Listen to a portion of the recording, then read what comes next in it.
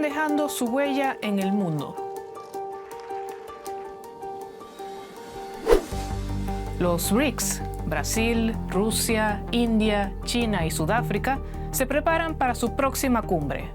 Since Russia's invasion of Ukraine, BRICS actually gained a second momentum. Y ahora otros países piden unirse al grupo. We should start discussions around BRICS expansion. Pero, ¿qué son exactamente los BRICS y cuál es su objetivo? They take on a very big mission, which is to diversify the existing Western-led global financial system. Lack of unity, lack of cohesion, mutual suspicion, all these things are very much there within BRICS. The application of even more countries wanting to join signifies that there's something that the BRICS is doing right. Pese a los obstáculos, este grupo lleva 15 años colaborando y despertando inquietudes en Occidente.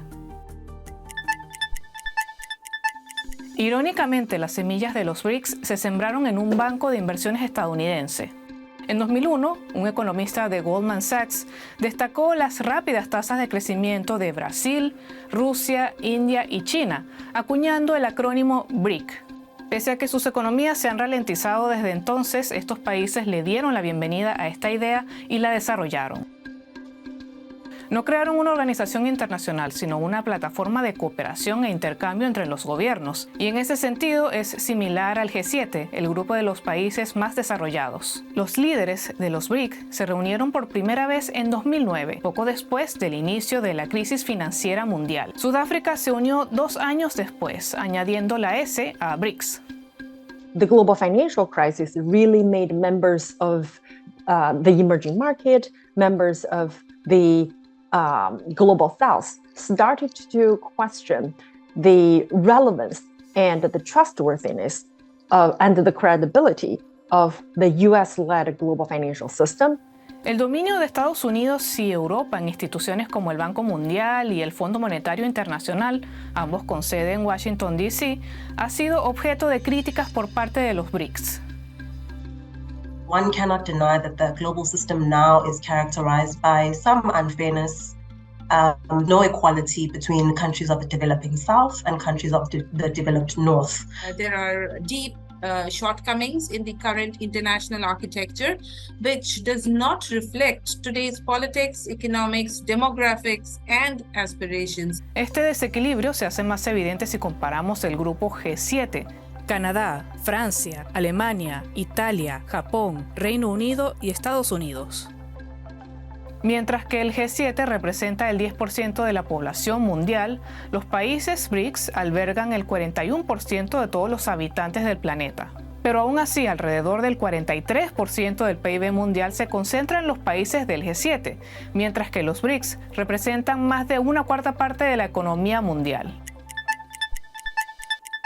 Para hacer oír su voz con más fuerza, los BRICS han utilizado una doble estrategia. Por un lado, presionan para que se reformen el Banco Mundial y el Fondo Monetario Internacional. Por otro, proponen sus propias instituciones, como el Nuevo Banco de Desarrollo, inaugurado en 2017. Este financia proyectos de desarrollo en los Estados miembros, como autobuses eléctricos en Brasil, una central hidroeléctrica en Rusia o el suministro de agua en la India, y lo hace de forma a menudo más adecuada para estos países. Just the architecture of the New Development Bank is one that is very different from the other financing institutions. Like the IMF or the World Bank have something called the Structural Adjustment Program. So we see that as a conditionality. You getting this finance, but this is what you need to change in your country. So it's kind of just imposing themselves on those individual countries. And we see that a lot in African countries who are borrowers in these institutions. So that's the key difference, is that the New Development Bank does not provide conditionalities. Este banco también promueve el uso de las monedas nacionales de los miembros del BRICS. Both the NDB, the New Development Bank,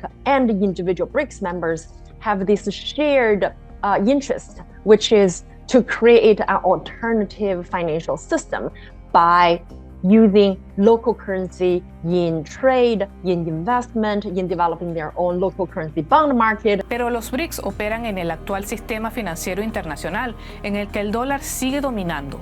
Desde que Rusia fue sancionada por invadir Ucrania, el Banco de los BRICS ha dejado de financiar proyectos en Rusia para evitar medidas punitivas. La idea de una moneda común se ha barajado en repetidas ocasiones, pero aún no ha conseguido impulso político.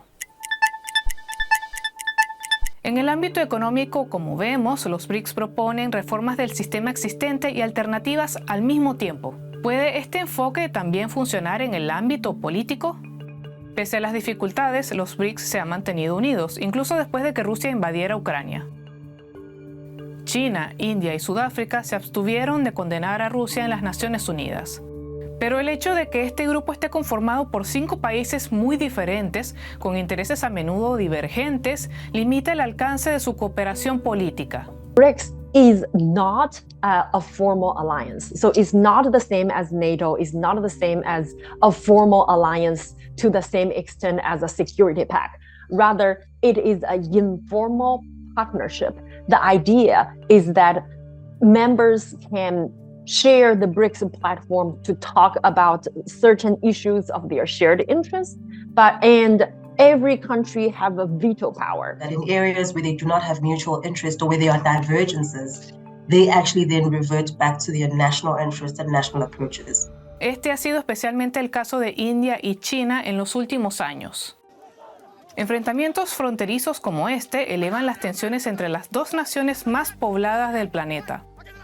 Ambos siguieron reuniéndose en las cumbres de los BRICS, pero frenando las ideas del otro. Y mientras aumentan las tensiones de Rusia y China con Occidente, India ha sido más neutral.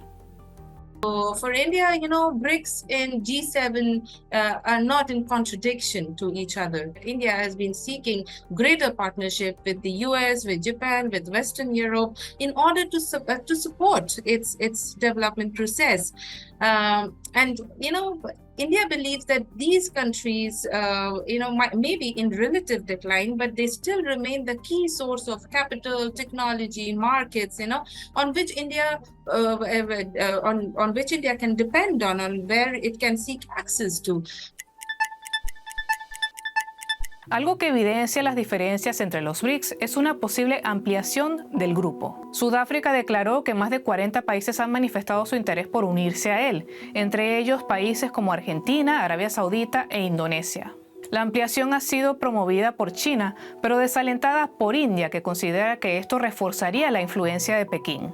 Many in China felt that by limiting BRICS mechanism to the original 5 members, is reducing its overall global influence, its right to speak at the global platforms.